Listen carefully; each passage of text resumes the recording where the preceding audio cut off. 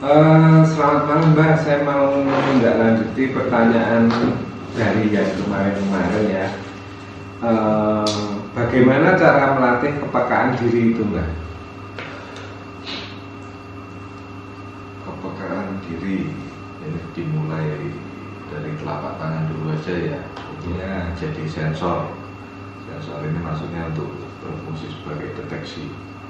Tangan dulu aja yang paling umum ini, sama seperti metode-metode sebelumnya, visual dan niat. Cuma di sini konsentrasinya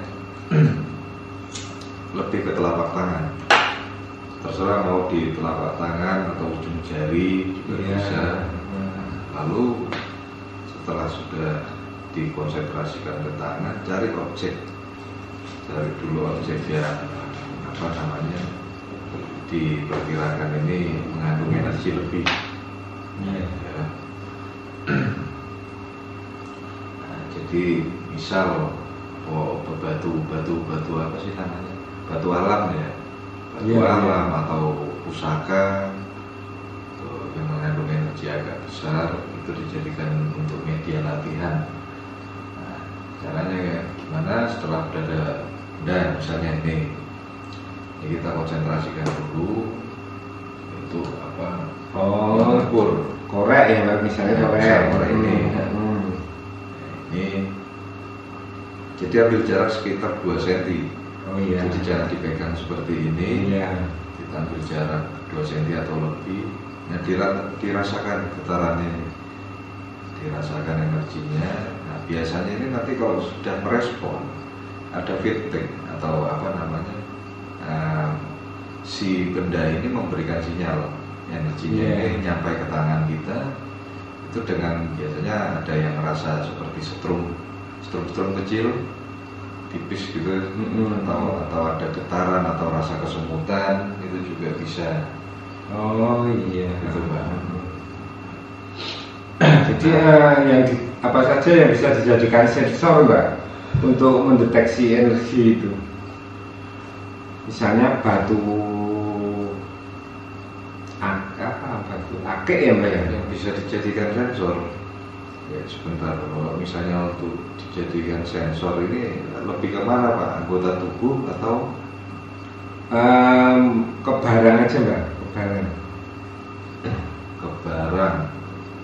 Ya kita pakai tangan dulu aja Pak. Oh. Jadi misalnya kita mau mendeteksi kan, artinya kan yang dijadikan sensor ini telapak ya, telapak tangan kita ini. Nah ini larikan ke benda gitu. Nah nantinya kalau mau dikembangkan lagi, kita mau apa, kulit kita bisa dijadikan sensor. Oh iya. Nah, sebetulnya semua manusia sudah ada Pak. Nah, sudah ada, maksudnya gini. Contoh gini, orang yang awam ya, dia ketika berada di satu tempat itu akan merasa entah merinding. Oh iya. Karena apa? Ada pertemuan energi lain di situ. Dan kulit itu sebetulnya merespon, sudah memberikan sinyal. Nah, kembali ke yang tadi, kalau misalnya kita sudah bisa mendeteksi, ya kan? Nah, kita akan pasti nanya dong, ini energi apa? Iya. Nah, ini tunggu informasi yang naik ke bahasa batin kita, ke batin. Iya. Nanti batin biasanya akan memberikan, oh ini energi A, energi B, misalnya begitu. Misalnya atau di satu batu ya, ini perubahan, ini batu. Kita berusaha untuk deteksi. Oh batu ini ada makhluk halusnya. Ada karakter energinya dingin, ya kan? Energinya panas, gitu, energi alaminya. Itu batin kita atau hati akan memberikan informasi Pak, akan naik gitu. Berarti kita juga deteksi, tapi perlu ketelitian juga Mbak ya? Iya, karena kan setelah deteksi kita jangan cuma bisa merasakan, tapi kita juga harus ambil informasi detail dari energi yang kita dapatkan ini.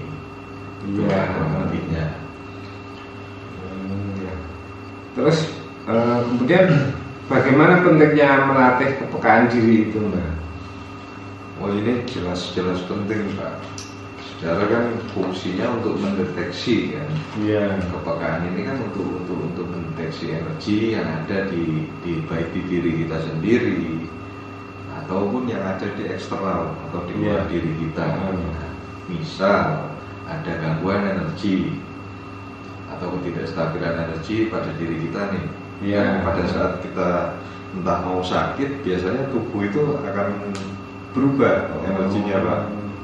Memberi sinyal gitu ya, sudah memberi sinyal. Nah, itu kan kita bisa langsung tahu, oh kita mau ada ini nih, ada yang nggak beres. Nah, kan bisa kita ambil langkah antisipasi. Gitu. Lalu juga untuk misal gangguan pada orang lain yang membutuhkan bantuan kita, kita kan bisa langsung respon kan.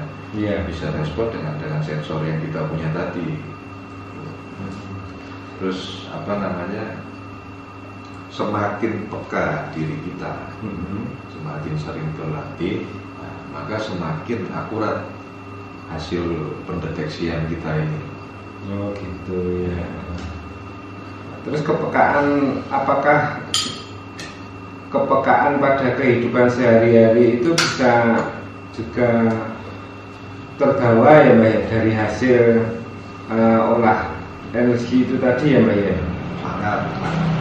Misal kita berinteraksi ya kan, ini kehidupan sehari-hari. Nah, kita kasih contoh dulu pada orang awam ya, yang tidak meditasi pun, yang tidak pernah berlatih pun dibekali kepekaan atau sensor. Contoh, kita berada di satu jalan yang sepi gitu kan. Ini ada informasi Pak dari feeling, itu kita umumnya gampangnya feeling sih nyebutnya.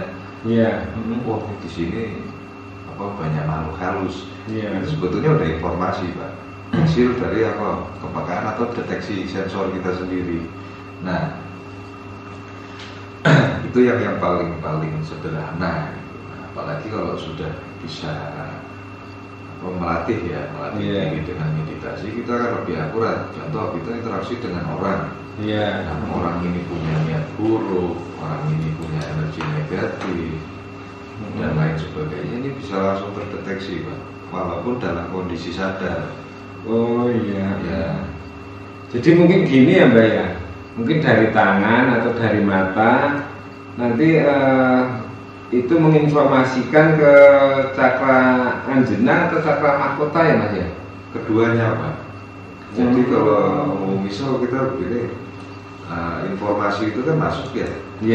Informasi itu rata-rata diolahnya lewat cakra ajena dulu. Jadi dari sensor yang sudah kita latih, baik itu telapak tangan, mata, atau lain sebagainya, atau kulit. Ini kan langsung memberi respon balik. Biasanya kalau untuk detail itu larinya lewat cakra mahkota masuknya, atau lewat kepala dulu. Nah, untuk visualnya, gambaran itu secara otomatis biasa masuk lewat cakra ajena. Makanya ada kejadian kita kayak seperti melihat film, proyeksi gitu. Itu jadi memproyeksikan sendiri lewat cakra ajena atau mata ketiga kita. Indra keenam.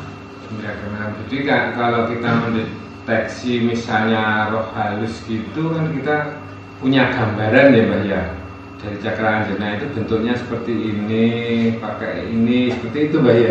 Jadi cakra ajena ini secara fungsi dan perbedaannya adalah ajena lebih ke visual, menyampaikan ke visual kita.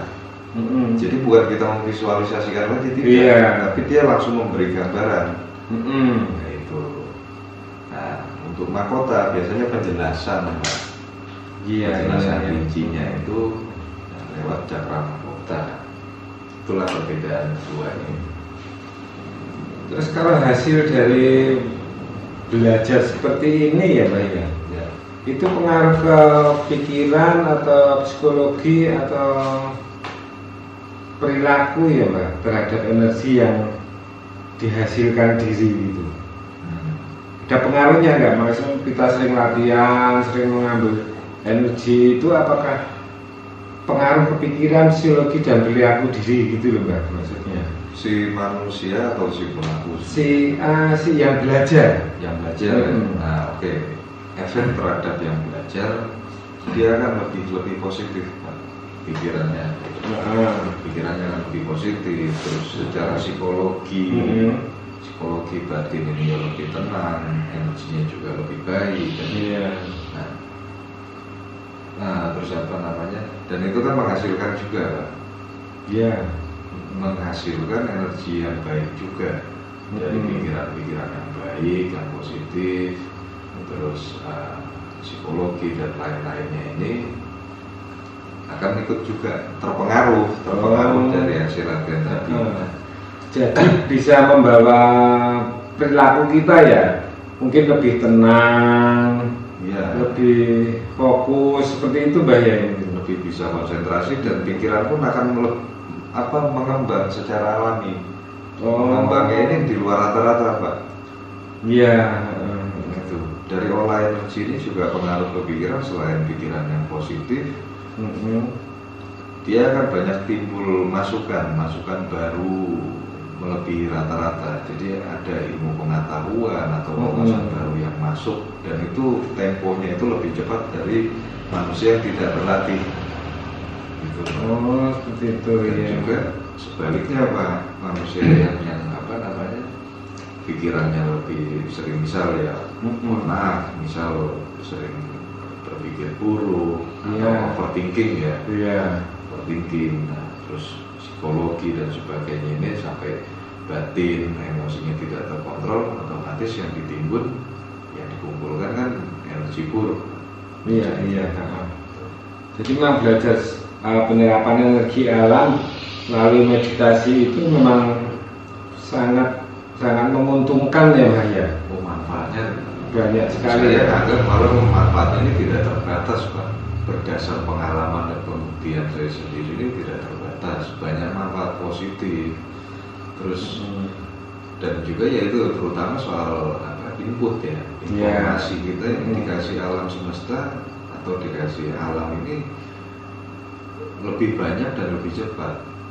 Yang biasanya maksudnya manusia cari inspirasi kan sulit ya. Nah, dengan meditasi ini kita akan lebih mudah untuk cari ide-ide baru. Jadi pikiran kita lebih